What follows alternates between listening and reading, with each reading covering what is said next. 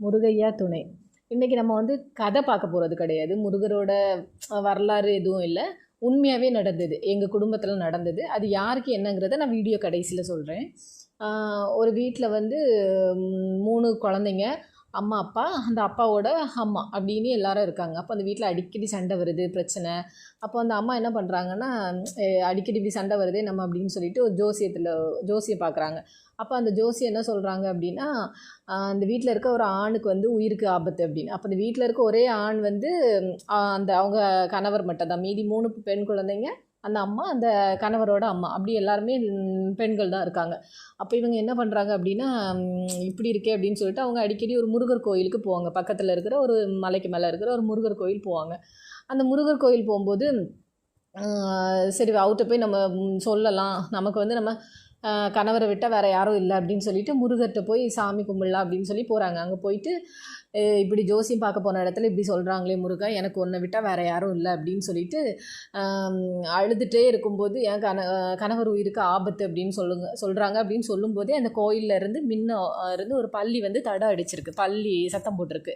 சத்தம் போட்டதும் அந்த அம்மா அப்படியே சத்தமாக, அந்த கோயிலில் எத்தனை பேர் இருந்தாங்க எதையுமே கணக்கு எடுக்காமல் சத்தமாக அழுதுருக்காங்க. அழுது கீழே விழுந்திருக்காங்க. அப்படி கீழே விழும்போது அந்த கோயிலுக்கு முன்னாடி ஒரு கடிகாரம் இருந்திருக்கு. அந்த கடிகாரத்தில் டைம் வந்து 10:15 அப்படியே கீழே விழுந்தோடனே அந்த கோயிலேருந்து எல்லாரும் சத்தம் போட்டு அழுததும் போய் தண்ணியெல்லாம் கொடுத்து அவங்க கீழே விழுந்துட்டாங்கல்ல, கொடுத்து எழுப்பி ஒன்றும் இல்லை, எல்லாம் சரியாயிரும், சாமிக்கு பாதத்தில் வந்து நீ இது பண்ணியிருக்கலாம், எதாவது பிரச்சனை இருந்தாலும் சரியாயிரும்மா, ஒன்றும் இல்லை அப்படின்னு சொல்லிட்டு பஸ் ஏற்றி விட்டுருக்காங்க. அப்போ இவங்க வந்து வீட்டுக்கு வந்து வர்றதுக்கு பஸ்ஸில் கீழே இறங்கவும் ஒருத்தவங்க ஓடி வந்து சொல்லியிருக்காங்க, கணவர் வேலை செய்கிற இடத்துல பாம்பு குத்திடுச்சான், பாப்பா ஒரு 10:15 போல் இருக்கும் அப்படின்னு கரெக்டாக அந்த டைமை வந்து மென்ஷன் பண்ணி சொல்லியிருக்காங்க. உடனே இவங்க சத்தமாக அழுதுட்டு ஹாஸ்பிட்டல் பக்கத்தில் உள்ள ஊரில் உள்ள ஒரு ஹாஸ்பிட்டல் தான் சேர்த்துருக்காங்க. போகும்போது டாக்டர் வந்து இல்லை இப்போ பிரச்சனை இல்லை, நல்ல வேளை ஏதோ கடவுள் புண்ணியத்தில் பாம்பு குத்தி பரவாயில்ல, இப்போ ஒன்றும் இல்லை, இனி எந்த ஆபத்தும் இல்லை, இனி நார்மல் ஆகிட்டாங்க, கொஞ்சம் நேரத்தில் நார்மல் ஆயிடுவாங்க அப்படி, நீ ஏதோ கும்பிட்ட சாமி தான் உன்னை கைவிடலை அப்படின்னு அந்த டாக்டர் சொல்லியிருக்காங்க.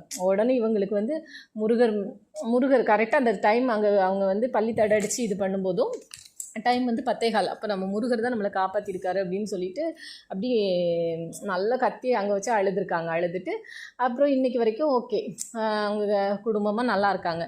அது யாருக்கு நடந்துச்சுன்னா வேறு யாருக்கும் இல்லை, எங்கள் அப்பாவுக்கு தான். எங்கள் அம்மா வந்து நாங்கள் சின்ன பிள்ளையில் இருக்கும்போது இப்படி நடந்திருக்கு உண்மையாகவே.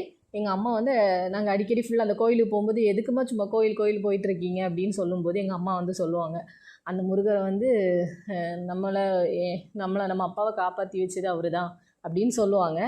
இது உண்மையாகவே நடந்தது.